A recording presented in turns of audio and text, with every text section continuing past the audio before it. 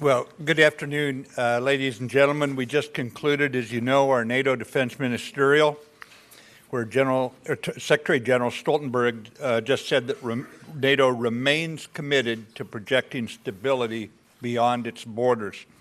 And in a world awash in change, NATO stands firm as an island of stability in a turbulent sea. Projecting stability requires NATO's political stance to be backed by a credible military force that is fit to fight, reducing the chance for miscalculation.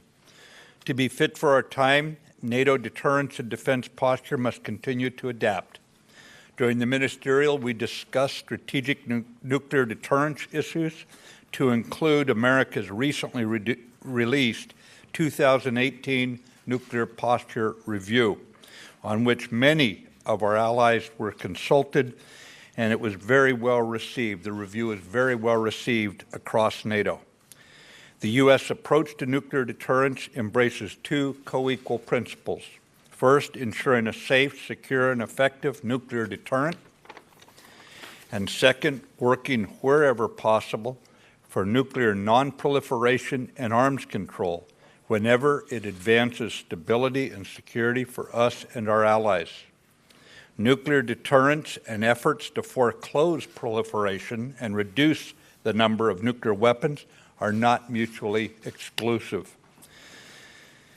Separately, I believe we made excellent progress on numerous issues during these last 2 days. We discussed the imperative for shared investments in defense spending and key capabilities to improve what we called the culture of readiness.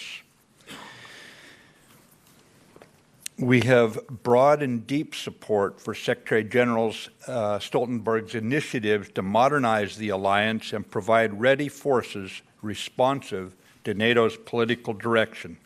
This includes increasing the speed of political decision-making in a crisis, adapting the NATO command structure, and accelerating military mobility, working with the European Union, and ensuring that ready forces can move swiftly should the decision be taken. In 2014, 3 nations, as you just heard from Secretary General Stoltenberg, 3 nations in 2014 spent 2% of GDP on defense. That was the same year that NATO nations met in Wales and pledged to aim for achieving 2% by all nations by 2024. This year, 8 nations will meet the 2% target, and 15 nations have plans to be there by 2024, and France by 2025. Year on year across the alliance, 2017 saw the largest growth in a quarter century, the largest growth in the percent of GDP committed, and the largest real growth in a quarter century. And since 2014, for example, over $46 billion have been added through the defense budgets applied to NATO. And I think that much has been committed. I think much has been accomplished. And as Secretary General Stoltenberg just said, much remains to be done. The American people have demonstrated our commitment to the NATO alliance. We do so based on the belief that fellow democracies will honor the pledge we made to each other at Wales. As Secretary General Stoltenberg said yesterday, the U.S. continued commitment presents an incentive for Europeans to do more. Enhanced NATO-EU level of cooperation is also growing at a steady pace, and the path ahead for such collaboration is taking firm shape with the two groups working together. We discussed NATO's key role in the continuing fight against terrorism, NATO being a member of the Global Defeat ISIS coalition. Although 98% of the territory once held by ISIS in Iraq and Syria has been liberated, the fight is not over. And we recognize and agreed to remain committed to the immediate and longer-term missions. At the government of Iraq's request, NATO will sustain its investment in Iraq to project stability into the geopolitical heart of the Middle East. And America supports NATO's initiative for a NATO training mission in Iraq. In Afghanistan, we are committed to filling critical shortfalls in our staffs there to enable the campaign to drive the Taliban to reconciliation. It is the collective dedication of the 29 nations, and working together creates collective strength as we fight the threats from the east and from the south and defend our values. And we are committing more funds to to defense. We are collaborating more closely, whether it be on nuclear deterrence or conventional defense. And we are implementing a culture of readiness while holding the line against terrorism. And combined, this makes us strong. As you can see, the U.S. remains fully committed to NATO, our union of democratic nations, united in our efforts to protect our populations and our way of life.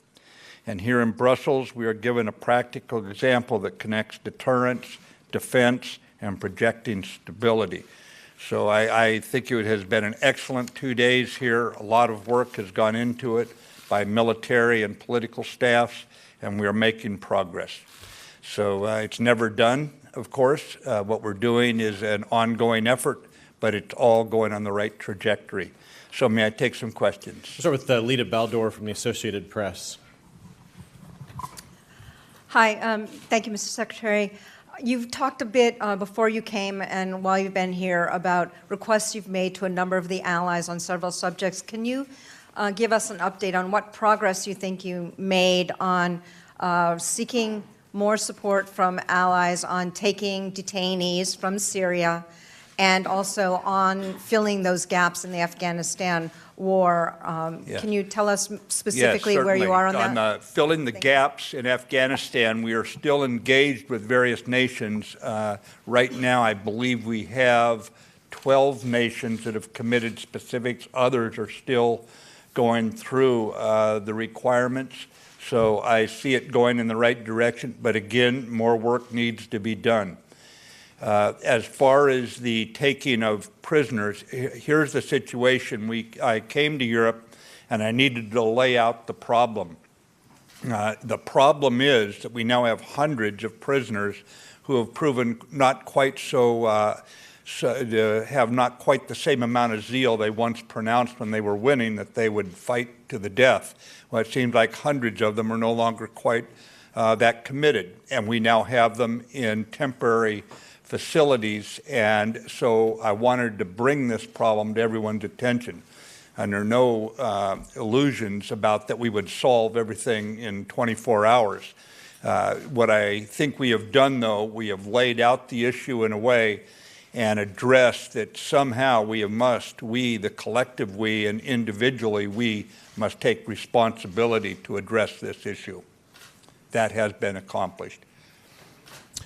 We will go with Al Arabiya, Nuruddin Fridi. Mr. Al Arabiya here, I'm sorry. Yep. Sir, Nuruddin Fridi from Al Arabiya News Channel. Could you elaborate a little bit about the scale of the training mission, NATO training mission inside Iraq?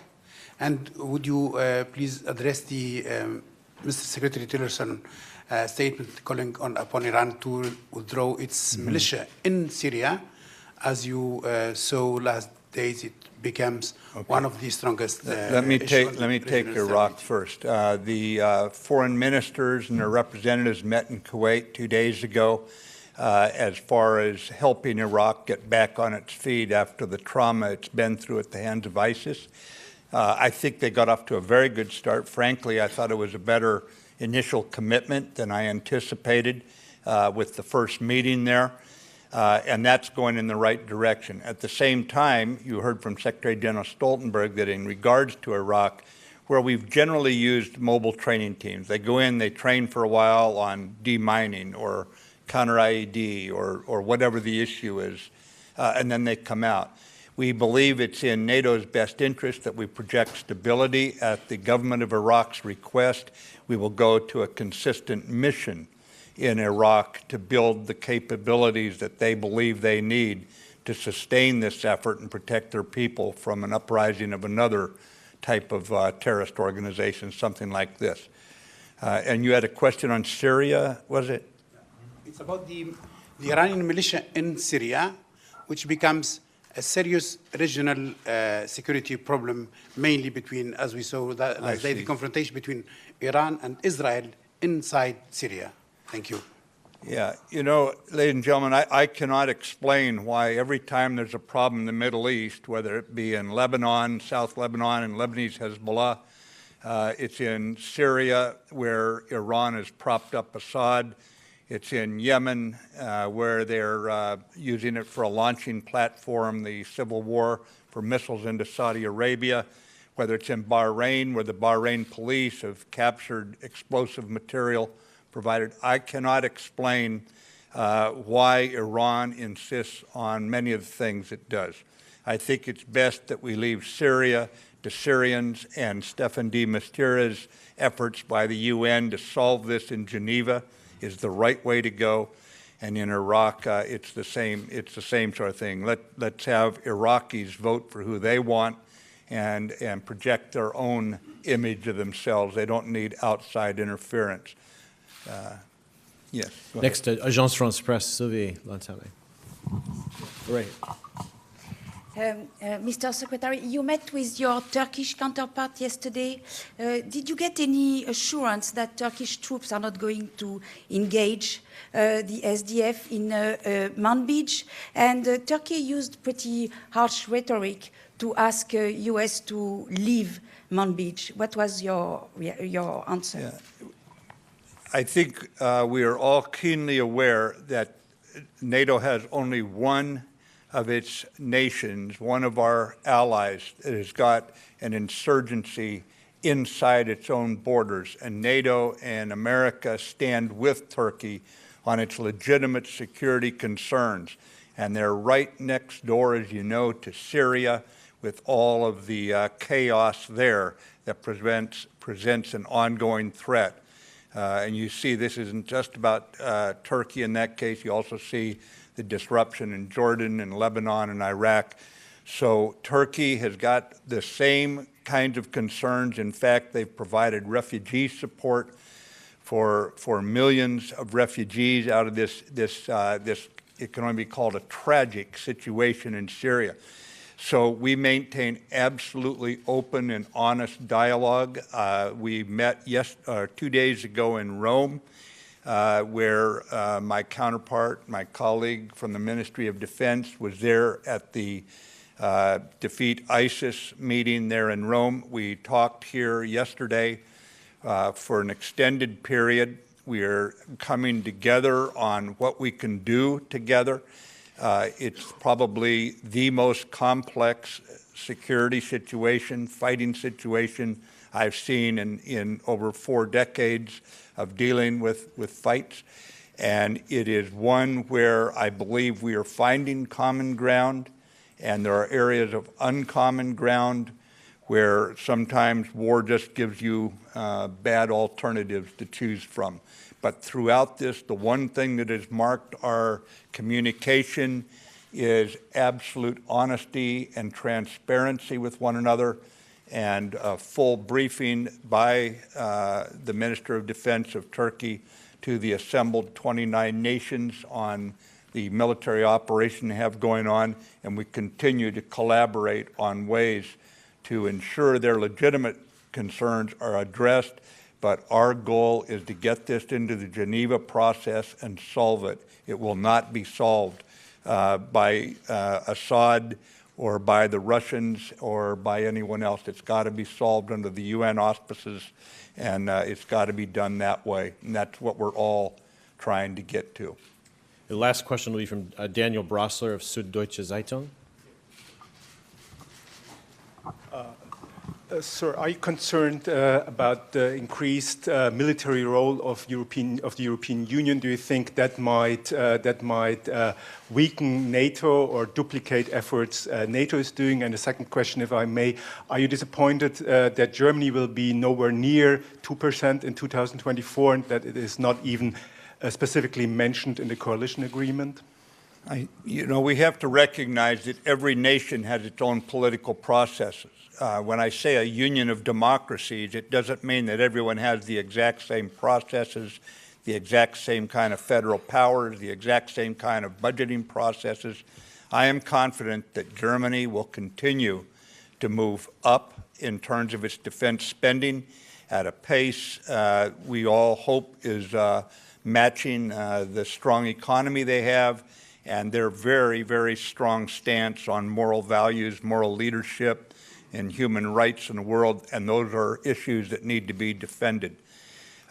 In terms of the European Union, ladies and gentlemen, we have very candid discussions. I believe right now we have sufficient rigor in the political sharing, the political discussions to keep the EU effort, for example, on military mobility, being one that enhances NATO's common defense capability and does not draw down on it. I am confident of that. It will take constant work because, of course, any organization will always expand. It's kind of in the nature of international organizations, but there is a clear understanding to include in written EU documents that the common defense is a NATO mission and NATO mission alone. But thank you. Thank you, ladies and gentlemen. Yeah, thanks very much.